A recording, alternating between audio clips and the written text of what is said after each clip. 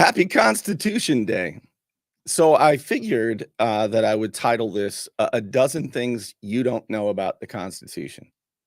You say, Bernie, how arrogant of you. You don't know what I know and what I don't know about the Constitution.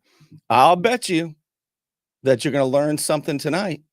And I'll bet you that you had a couple of things that you misunderstood, a couple of things.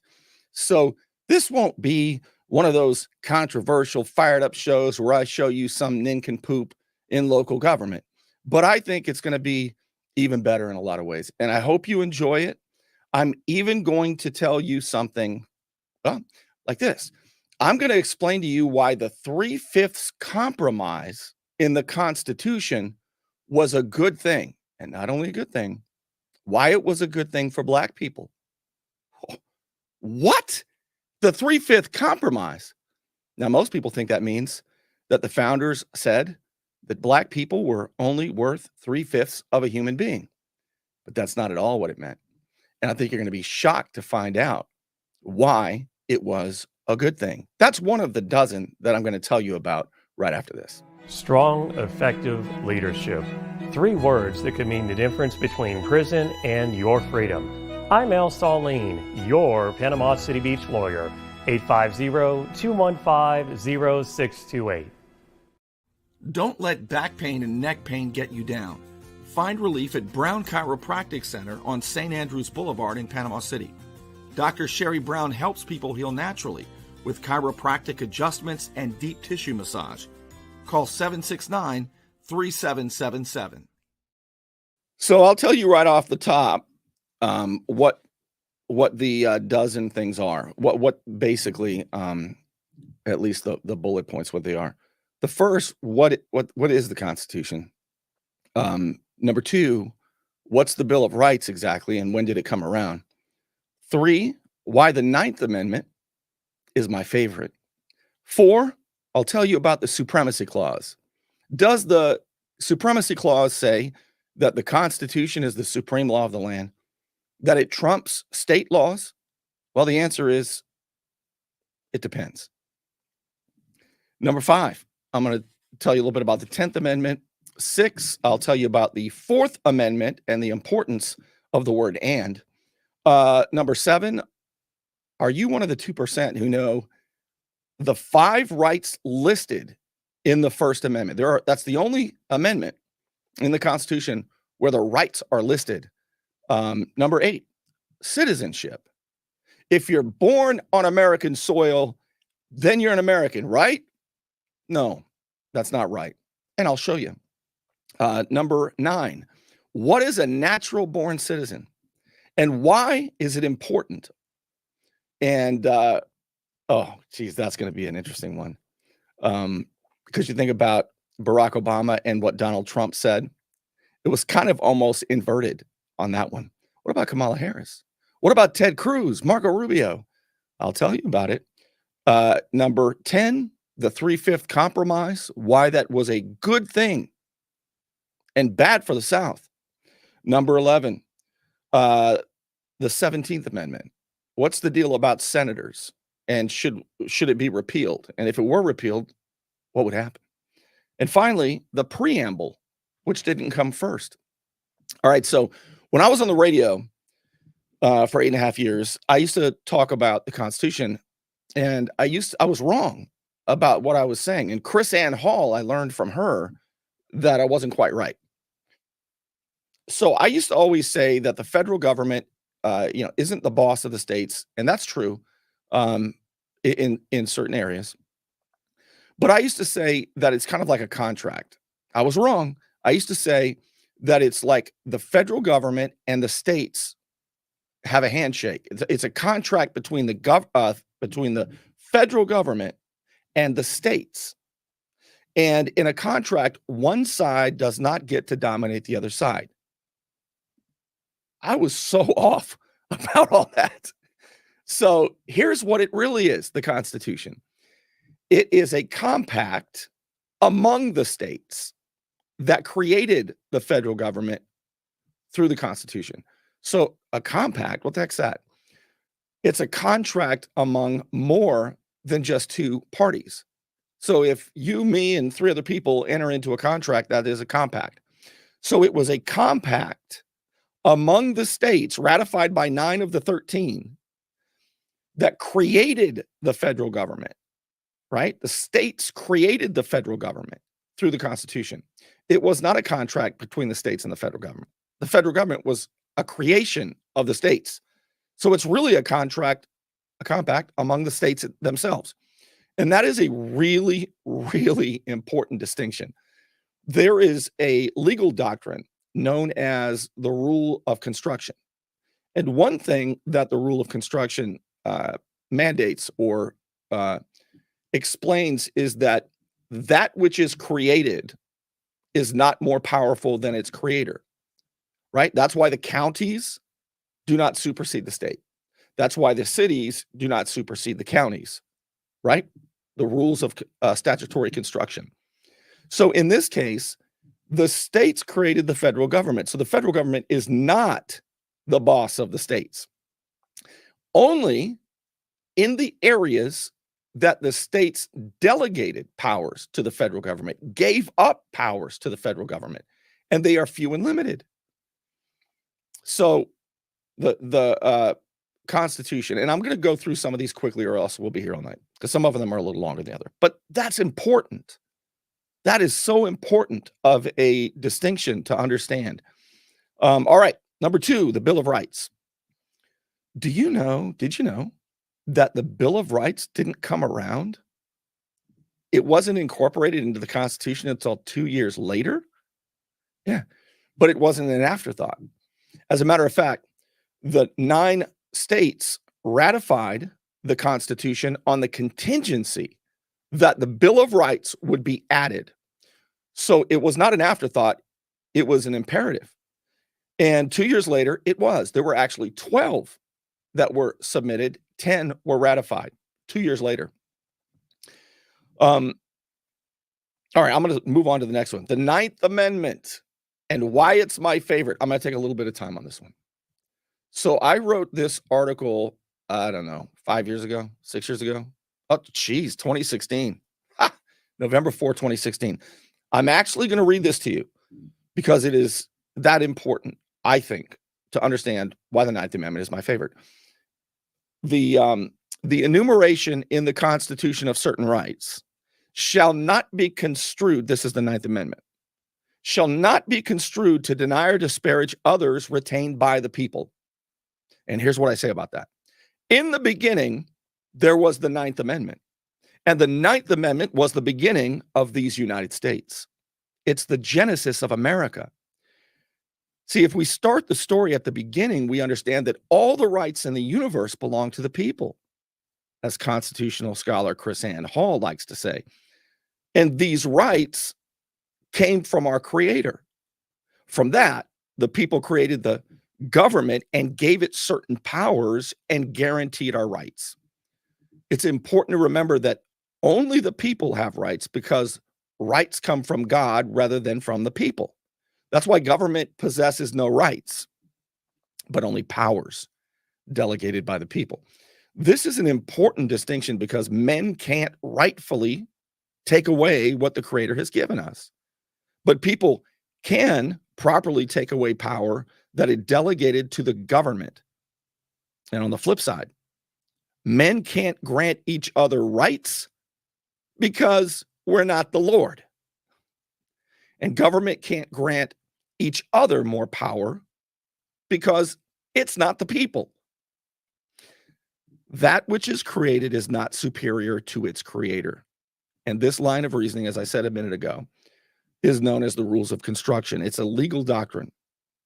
They tell us how to construe the powers delegated to the federal government, explains Michael Maharrey, communications director with the 10th Amendment Center. That's what makes the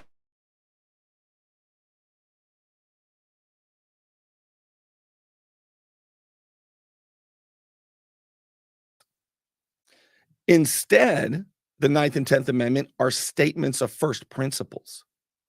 Chris Ann Hall calls the 9th Amendment the most important clause in the entire Constitution because it's the foundation upon which all the rest stands. It's also important to understand what the Constitution is and what it does. The Constitution is a compact among the states that primarily does three things. One, it sets up the structure of our federal government. Two, it limits the power of our federal government. And three, it guarantees our rights against government encroachment. The states, representing the people, strengthened our sovereignty by creating the federal government to essentially be an ambassador to other nations, a referee among the states, and an armed guard for national defense. All of this emphasis on personal liberty makes these United States unique in the history of nations.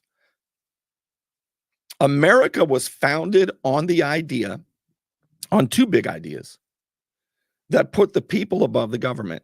The first is a theological maxim that we are all born free and in God's image. Inherent in our humanity is liberty, and it comes from our Creator.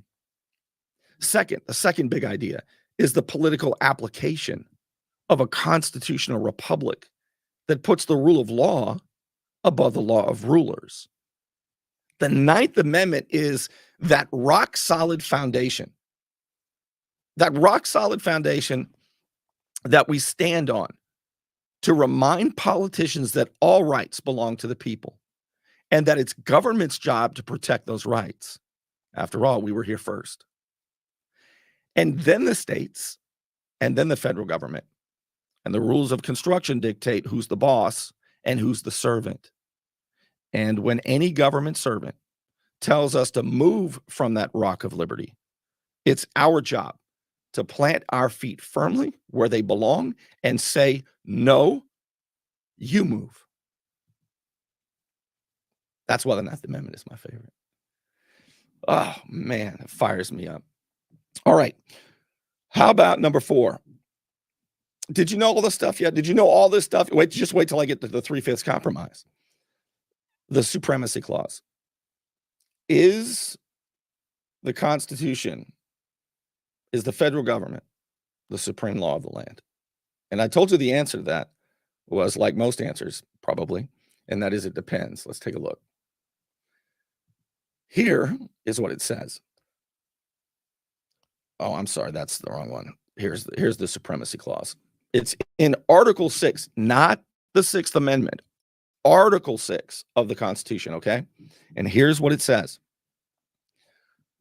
This Constitution and the laws of the United States, which shall be made in pursuance thereof, and all treaties made, or which shall be made under the authority of the United States, shall be the supreme law of the land. And the judges in every state shall be bound thereby. Anything in the Constitution or laws of any state to the contrary notwithstanding. Now, you see what's in red here, and it's because I screenshotted this off a search. But what ought to be in red is not. So here's the key. I'm going to read it again, and I'm going to emphasize the important part that is not in red but should be. This Constitution and the laws of the United States, which shall be made, here it is, in pursuance thereof, shall be the supreme law of the land. So in other words, only federal laws that are pursuant to the Constitution and not forbidden by the Constitution, not repugnant to the Constitution, only federal acts that are in pursuance thereof, of the limitations of the federal government, only those laws and treaties shall be the supreme law of the land. See, those 3 words, in pursuance thereof, it's very much like what you're going to see in the 14th Amendment. But this says that, yes, the Constitution is the supreme law of the land, and the laws and treaties are, the states must abide by them because they agreed to it, but only if those laws and treaties are made with the constraints in pursuance thereof of the Constitution. Very, very, very big deal. This is probably what it was like when I used to teach college. I used to teach persuasive writing at 3 different colleges. I even taught here at Gulf Coast College back in 2007. I bump into some of you sometimes who were my night students. It was once a week class from 6 to 9. I miss doing it, but boy, grading papers over the weekend is I love classroom teaching, but that was a lot. All right, so now we are on to the number 5. The 5th thing you don't know. Did you know that? I'm going to look at your comments. Are there any comments? Did you know what I just told you about the supremacy clause? Because you're going to hear people say, federal laws trump state laws. The federal government, the Constitution is the supreme law of the land, and it is. But sometimes they conflate that to mean that any law made by the federal government trumps state laws. In pursuance thereof. Article 6, not the 6th Amendment, Article 6. All right. The 10th Amendment. So what about the 10th Amendment? I told you about the 9th. What about the 10th Amendment? Again, it is a statement of principle. It is not a guarantee of your individual rights like the first 8 in the Bill of Rights. The 10th Amendment basically is the states telling the federal government, you're not the boss of us, Jack. We created you, and you're not Frankenstein's monster. All right? We're still the boss here, unless we delegated certain powers to you. Then we have to abide by those. All right, the powers not delegated. This is the 10th Amendment. The powers not delegated to the United States by the Constitution, nor prohibited by it to the states, are reserved to the states respectively or to the people. In other words, the 10th Amendment says, hey, don't forget who created you. Don't forget that you have few and defined powers. And the rest of those powers, that everything else that's not in that Constitution, well, we retain those. And that's why I call it these United States and not the United States. That's another thing. I was in the Florida Supreme Court one time arguing. No, I wasn't really arguing. I was on a field trip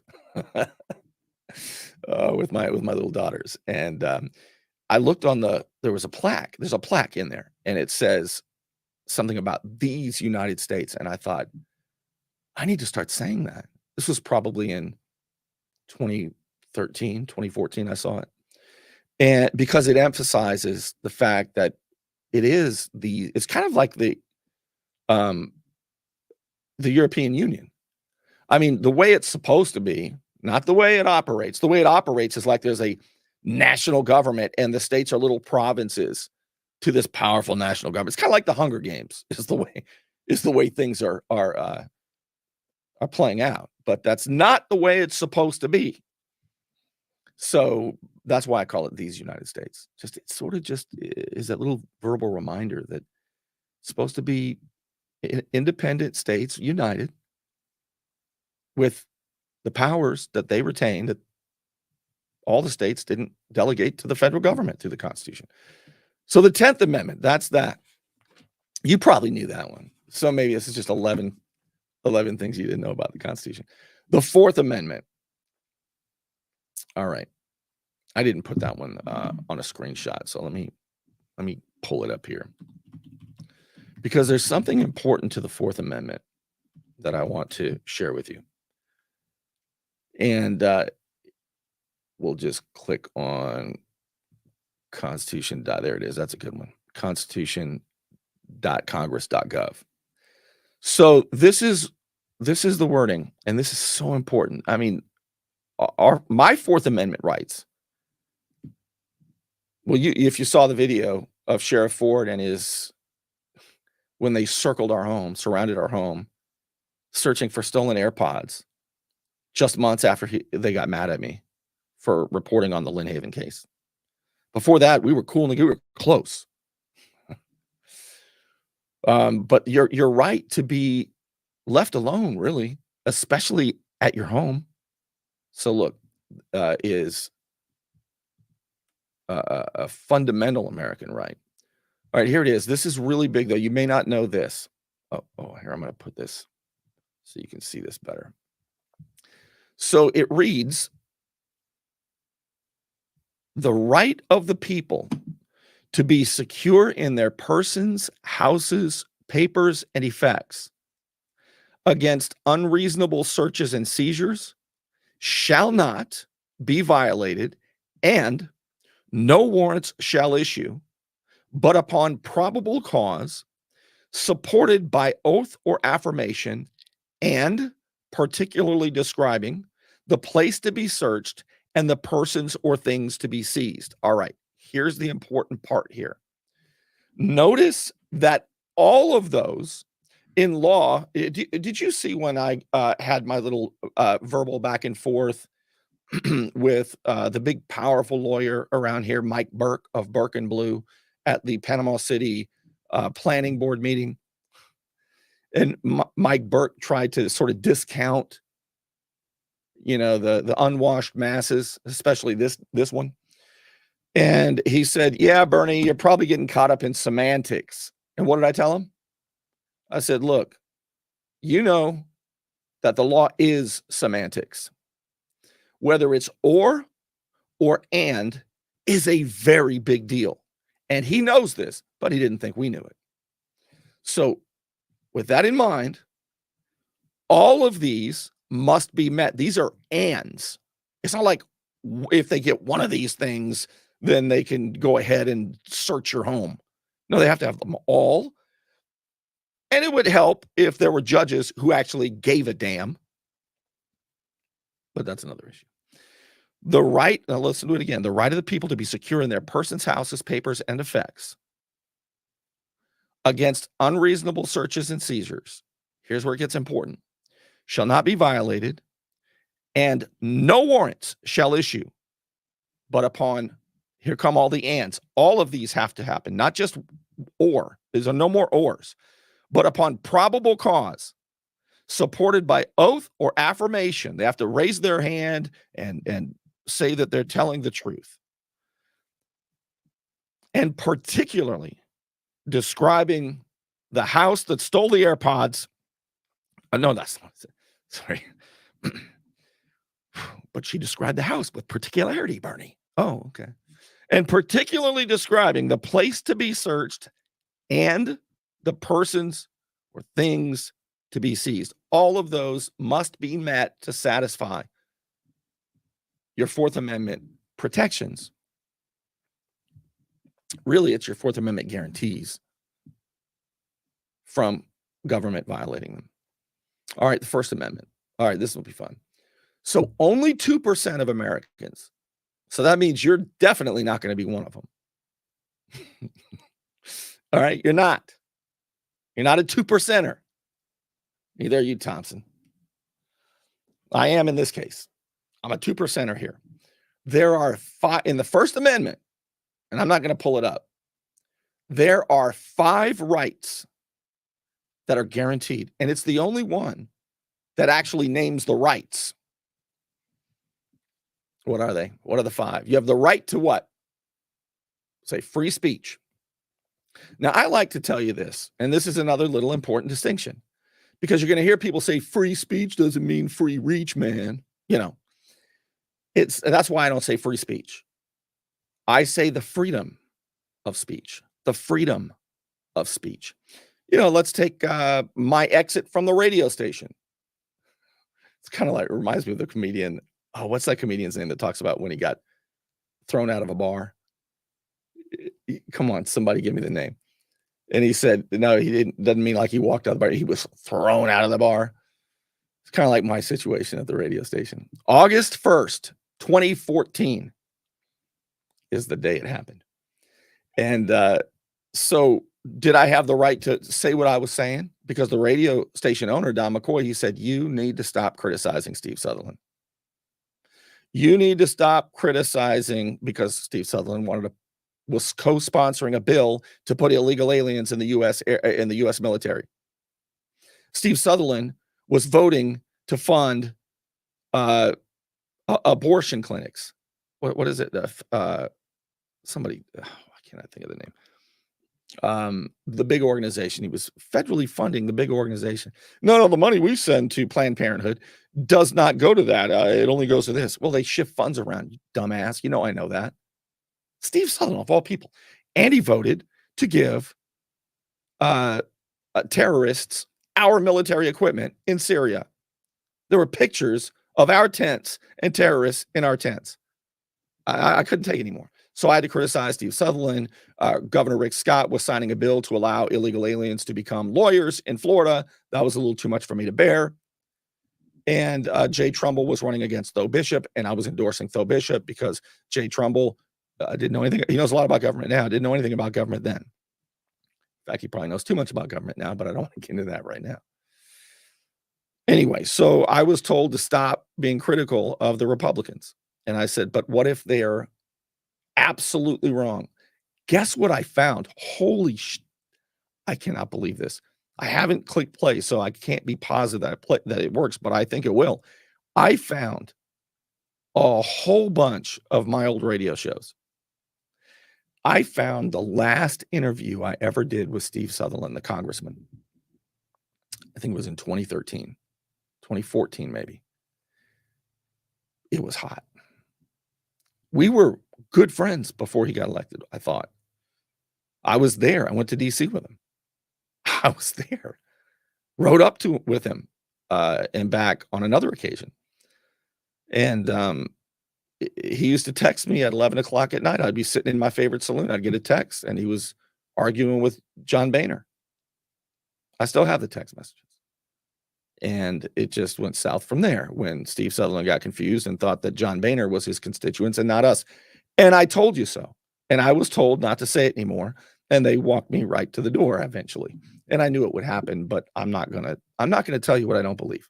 You can take my job, you can take the syndicated radio show, but I'm just not gonna let that go. All right. So did I have a right to that microphone to free reach? No. But freedom of speech means the government is not supposed to, strike you with lightning and put you in jail. The freedom of speech. So what are they? What are the five? Have you guys put them down? Let me look.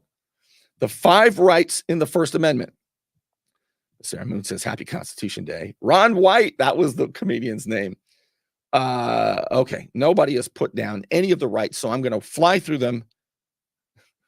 When I taught college, all right, when I taught persuasive writing at Penn State, at Weber State in Utah, and here, when I would ask a question and nobody would raise their hand, I would tell the students, I'm going to bomb somebody. I'm just going to call somebody's name out.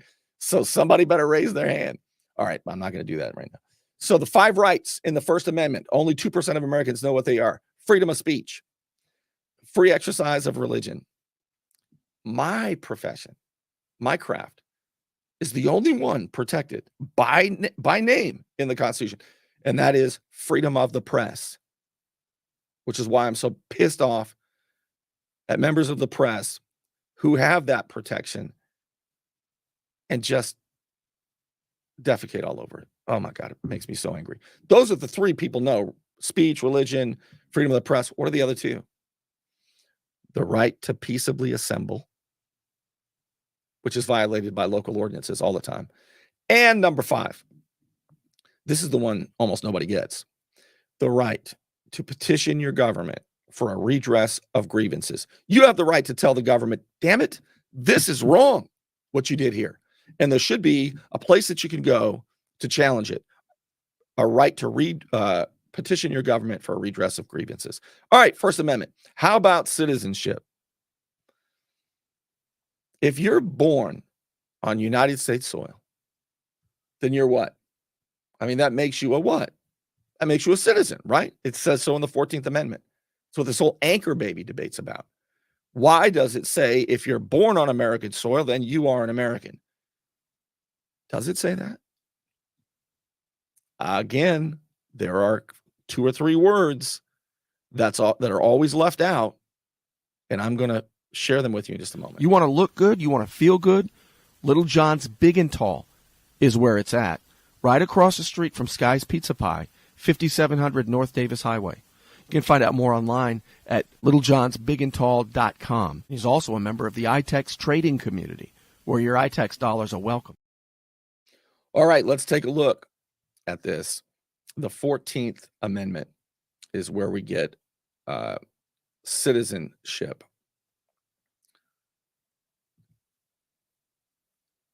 I can't believe I didn't put it up either. All right, let's pull it up. The 14th Amendment. This is big. This is important. This kind of stuff you got to know. And this kind of stuff that when you do know, and you hear people who don't know, who are sure that they know, this is kind of this kind of stuff that'll really annoy the hell out of it. It does me anyway.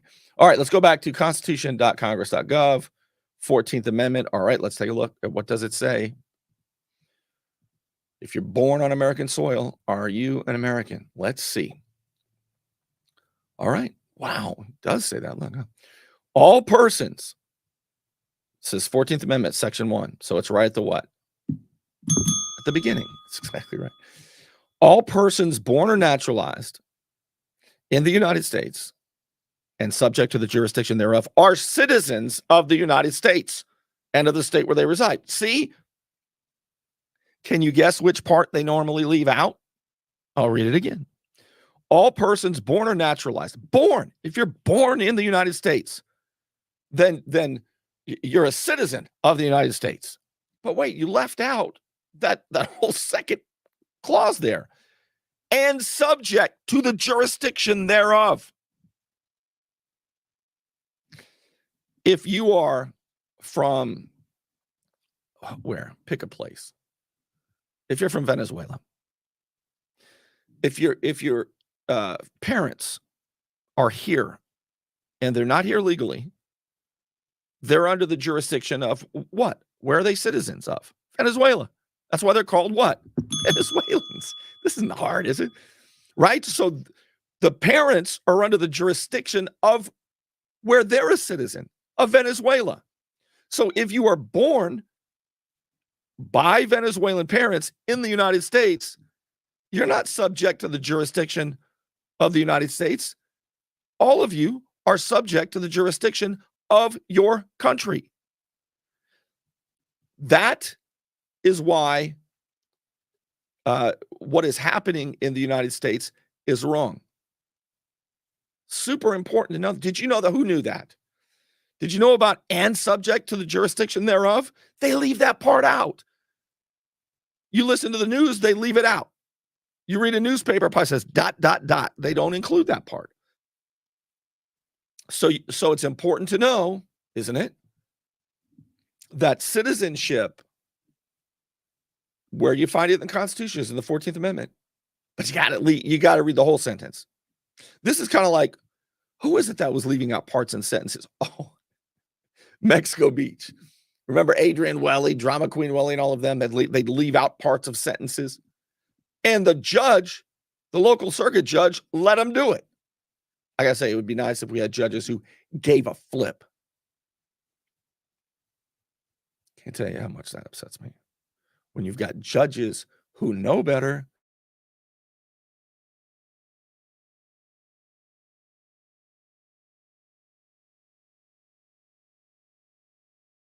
That's how I know when they're being dishonest. When I can follow the reasoning and they pretend that it's just so complex. Remember, 3 words: complexity masks fraud. Complexity masks fraud. Oh, this is a very complex issue here. Oh, yeah? All right. Well, where are we at here? Natural born citizen. I don't want to take a lot of time on this one because this is the second most controversial one behind the 3/5 compromise, which was a good thing. Hang tight. I'll explain it. All right. So let's take a look at what is a natural born citizen. And there's only one thing in government that you have to be a natural born citizen to be. What is it? President. You don't have to be a natural born citizen to be vice president. I don't think. You don't have to be a natural born. I might be wrong on that. You don't have to be a natural born citizen to be a senator. You can have come here naturalized, become a citizen. but you have to be a natural born citizen to be the president. Now, Kamala Harris is not. Barack Obama was probably not, depending on who his father really was. But it wasn't about where he was born. Whether he was born in Hawaii or Africa was not the real question. Donald Trump was wrong on that, and everybody focused on that. I was born in Hawaii. We have proof. But that's not the issue. The issue is, were his parents American citizens at the time of his birth? Marco Rubio's weren't. He can be a senator, but he's not a natural born citizen. This is very, very important, but nobody gives a damn. I'm going to show you something. This is a great resource. And this is Chris Ann Hall, the great constitutional scholar. So this is short, but you'll understand this after I go over it here.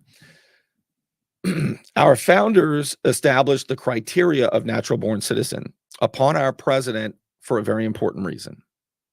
Natural born citizen meant, to our framers, a child born of two parents who were citizens of the United States at the time of the birth of that child.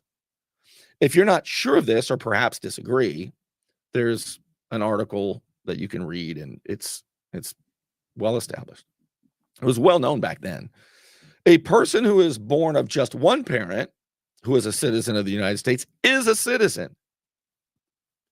Is a citizen by birth, but not natural born citizen.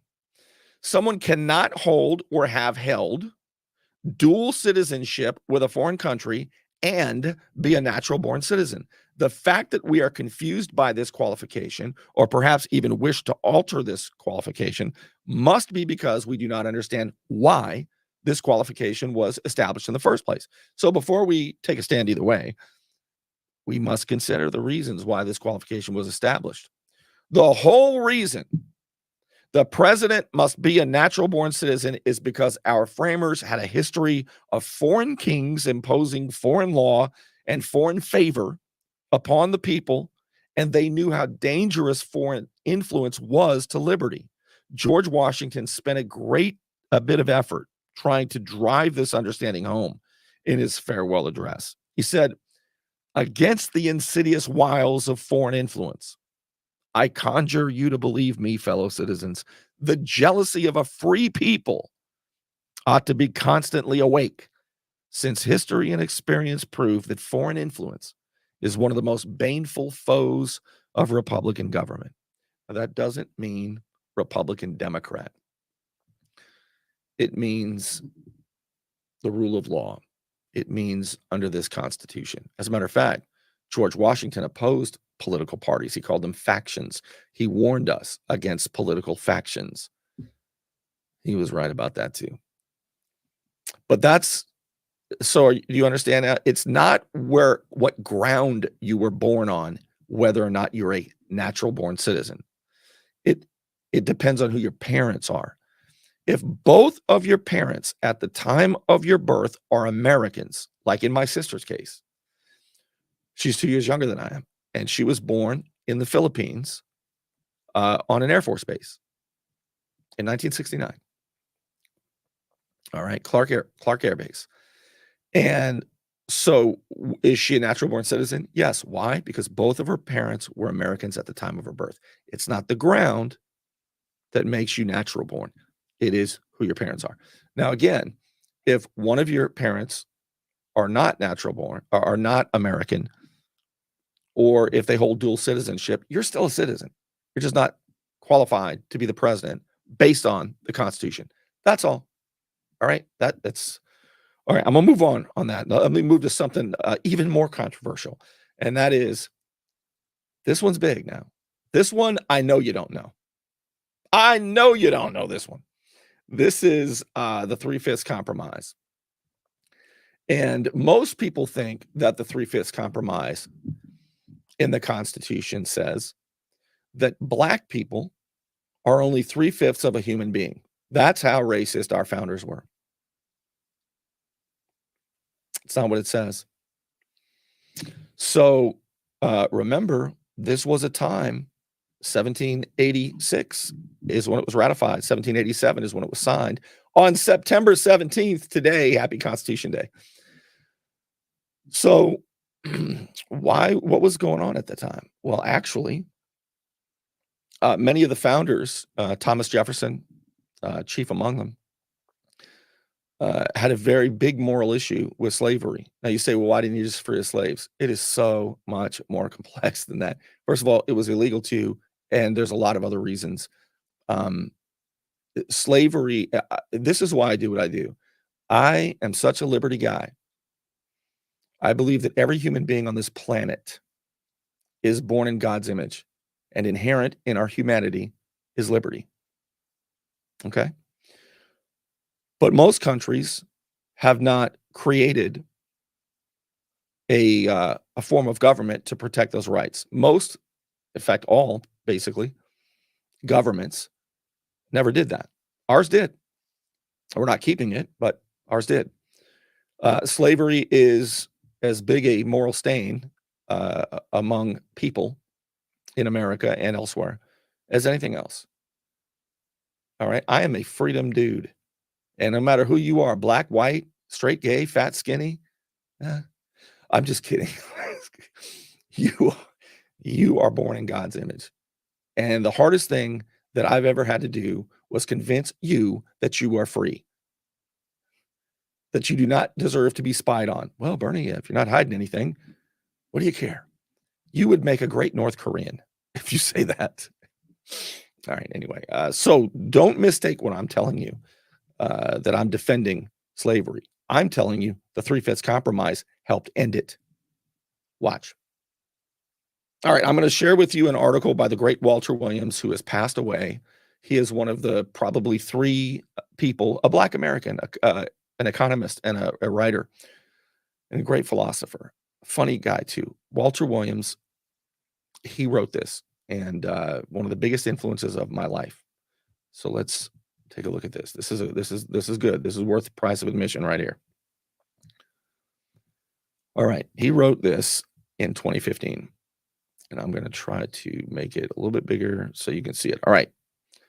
He said, at the time of the 1787 Constitutional Convention, slaves were 40% of the population of Southern colonies. Appointment in the House of Representatives and the number of electoral votes each state would have in presidential elections would be based upon population.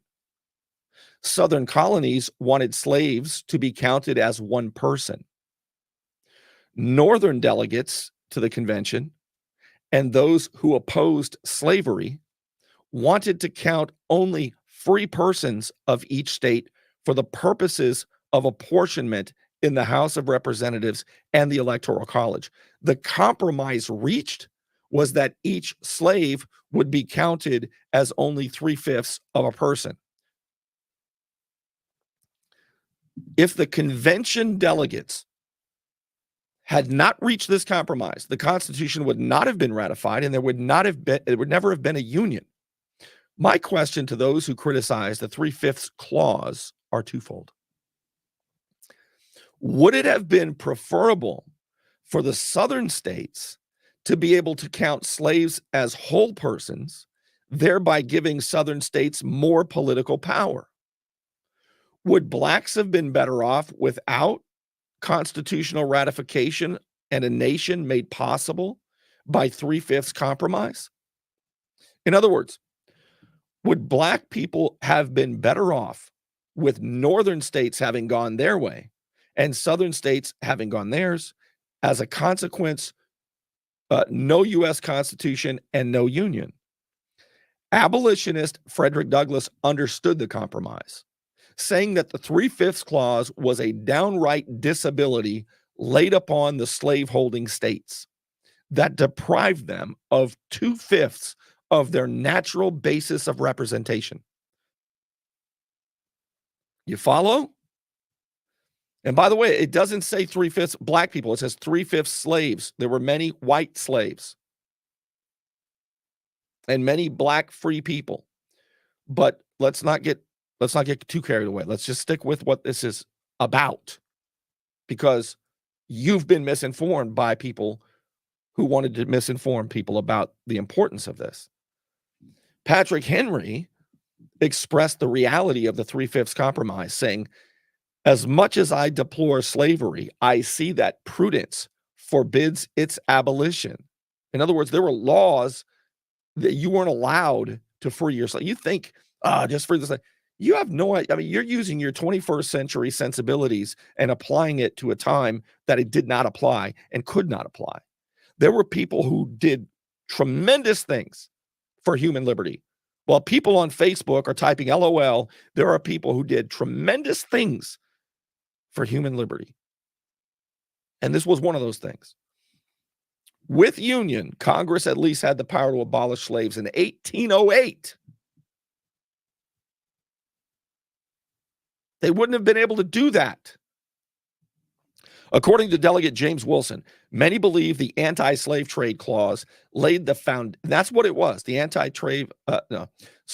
different thing. Anti-slave trade clause laid the foundation for banishing slavery out of this country. Many founders openly condemned slavery. George Washington said, there is not a man living who wishes more sincerely than I do to see a plan adopted for the abolition of it. John Adams, quote, every measure of prudence ought to be assumed for the eventual total extirpation of slavery from the United States. I have, throughout my whole life, held the practice of slavery in abhorrence.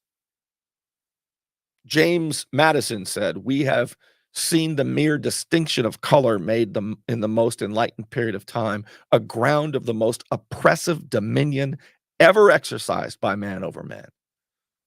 Benjamin Franklin, he said, slavery is an atrocious debasement of human nature. I don't see it listed in here, but I know Thomas Jefferson said that he trembles for his nation when he knows there is a just God and his nation has slavery. Benjamin Franklin, after visiting a black school, said, I have conceived a higher opinion of the natural capacities of the black race than I ever had before entertained. Alexander Hamilton's judgment was the same. Their natural faculties are probably as good as ours. John Jay wrote, it is much to be wished that slavery may be abolished. The honor of the states, as well as justice and humanity, in my opinion, loudly call upon them to emancipate these unhappy people, to contend for our own liberty, and to deny that blessing to others involves an inconsistency not to be excused. How about that? Completely ignored in most discussions of slavery is the fact that slavery was mankind's standard fare throughout history. Centuries before blacks were enslaved, Europeans were enslaved. The word slavery comes from Slavs, referring to Slavic people who were early slaves. What distinguishes the West, namely Britain and the United States, from other nations are the extraordinary measures they took to abolish slavery. And one of those measures is the 3/5 compromise, which is not racist. It did not simply on the basis of racism say that black people were 3/5 of a human being. What it did was it took 2/5 of the political power away from the South, and by 1808, slavery was abolished. Or the slave trade, to be more precise. All right. These things don't just quite happen as neatly as a strong social media campaign. Okay. So there's the 3/5 compromise. 2 left. I have 2 left. Things that of the dozen things you don't know. You do not know about the Constitution. I'm going to tell you in 20 minutes. In 20 minutes on bernie.substack.com, my 4th behind-the-scene video is going to hit your email inbox if you're a paid subscriber, $8 a month or $80 a year at bernie.substack.com. So 20 minutes if you want to get in on the latest behind-the-scenes video, and here's a little teaser on that. Get a paid subscription at bernie.substack.com, and now you will get behind-the-scene videos emailed to your inbox, and you're liable to see just about anything. Whoa! Get out! Get out! Don't get out! Keep that. What's going on? So I've got less than 2 days to get it all together. I'm nervous because I've never done anything like this before.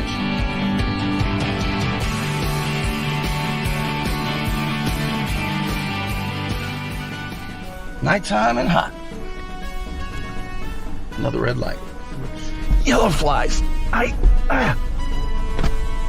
Okay, he's dead. Seems quite like casualty. Yes, that's what they are. They're like the great whites of the insect world. Right on my arm.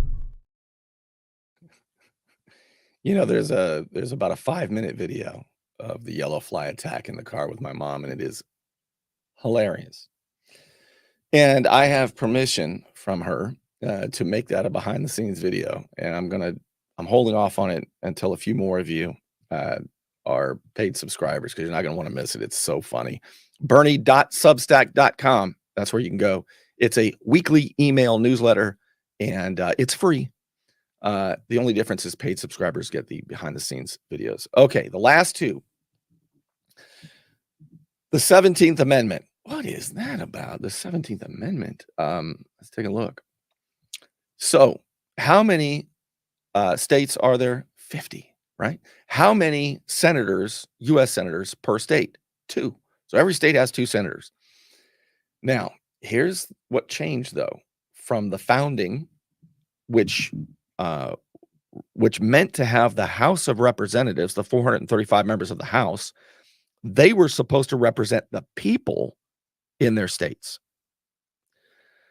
The Senate was supposed, whether you're a little state or a big state, 2 senators were to represent the state, right? The House represented the people, the Senate represented the state. But that changed in 1913 when we got the 17th Amendment. So I might as well just tell you, it's probably, so the way it is now, as you know, each of us, the individuals, vote for our U.S. representative, our congressman, and for our senator, our state senator. The people vote for that. What the 17th Amendment did was changed the way senators, the 2 senators, are elected. They used to be appointed by the state legislature. So when the senator is appointed, the U.S. senator is appointed by the state legislature, the senator looks out for the state. But when the senator is elected by the people in a popular vote, of the state, that's why you see senators fundraising. You have Florida senators fundraising in like maybe not Florida senators, but you'll have senators from one state fundraising in like Hollywood and stuff like that. Because what happened is the House of Representatives is still supposed to represent the people of the states, but now the Senate is indistinguishable. The Senate is doing the same thing, supposed to be representing the people because they're elected by the people. When they were elected by the state legislature, the Senate represented the states, and the House represented the people, the people's house. That's the 17th Amendment. And if it were repealed, which is, it's too much, it's like people don't know about it. And there's not that political will. But if it were, states would again have more representation, and that would be a great thing, especially against the encroaching Leviathan of the federal government. All right, finally, number 12 that you don't know about is the preamble to the Constitution. You say, Bernie, I know the preamble. I can even sing it. I can't. But let's see. All right, let's pull it up. I thought I had that. I do. All right, here it is. So the preamble. What's interesting about the preamble, it's in what part of the Constitution is it? It's in the front, Bernie.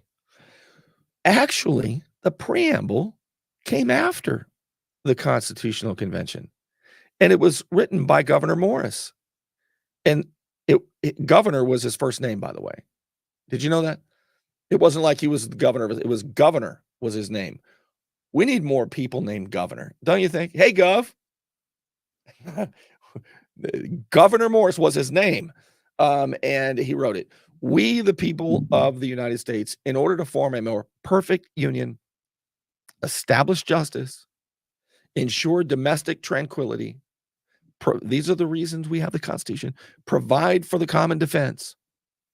Promote the general welfare. I actually had a college professor one time argue when I was in college that means that there should be food stamps and that sort of stuff. With welfare, it's in the Constitution, Bernie. I swear to God, it was like talking to these people around here. Promote the general welfare. Here's my favorite part. And secure the blessings of liberty to ourselves and our posterity. Do ordain and establish this Constitution for the United States of America. I want to point out something, my favorite part. Do you know, I believe it is a reasonable argument if, look, I don't want to get into the abortion argument, but if you're pro-life,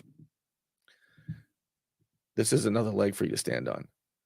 Secure the blessings of liberty to ourselves and our posterity. What are our children and unborn children, if not our posterity? To secure the blessings of liberty. You can't have liberty without what? Life, right? To secure the blessings of liberty to ourselves and our posterity. But here's what else I think of.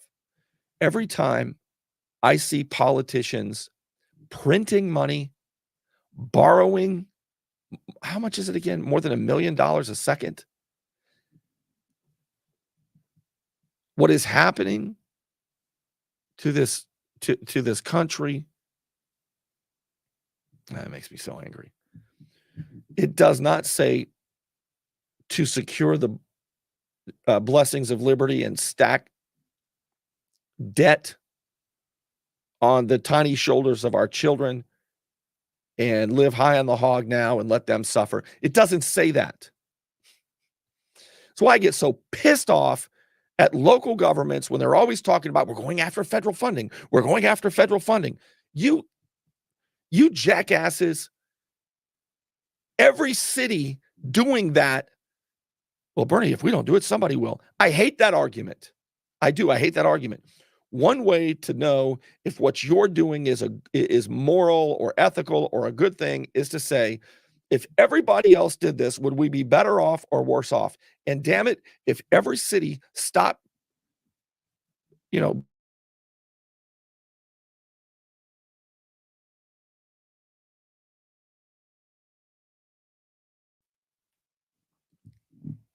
we'd be better. So be the one city that says, no, we're not going to do that. We're going to be actually really a community. But there's too many kickbacks, too many schemes, too many cookie jars, and too many scumbags for that. That's just human nature. And that's not going to change. But I think about that a lot, to secure the blessings of liberty to ourselves and our posterity. That's why every time I see local, state, or federal government passing an ordinance or a statute or an act, if it is not advancing freedom and protecting the family budget, I oppose it. That should be the standard. If you're an elected official, does this advance liberty and protect the family budget? If it doesn't, don't do it. I read newspaper articles that say this will bring in X amount in revenue after a city council meeting or something. There's the city now. There is this much more revenue. For who?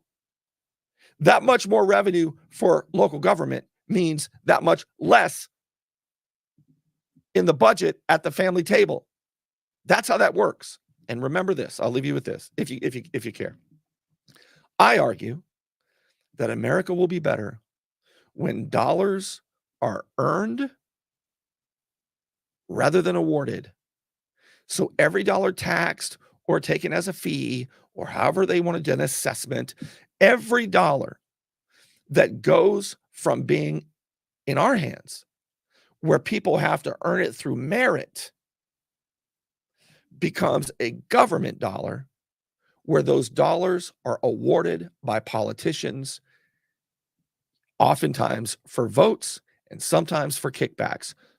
The more money on that side of the ledger, the worse off we are. America will be better. Cities will be better. States will be better. Communities will be better when dollars are earned rather than awarded.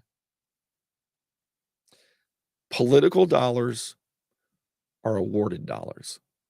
They are not as valuable as dollars that are earned. Am I right or wrong? So what I would do if I was writing a news article, I would say, this assessment just cost the community $2 million. But instead, they flip it. They say this assessment will bring in $2 million. Damn it, from who? Happy Constitution Day. Can't I leave on a happy note? I want to thank the Unknown Patriot for your support. Thank you so much for your support. And to those of you who throw a tip in the tip jar so I can continue doing this, as little as $5 a month at patreon.com. Patreon.com/Bernie Thompson. It is anonymous. It's easy, and you can quit at any time. All right, with that, thank you for being with me. I know it was a different show. I see we don't have as many people with us tonight. I expected that, but I had decided that no matter what, I was going to give it my all. And I'm glad I did. Thanks for being with me.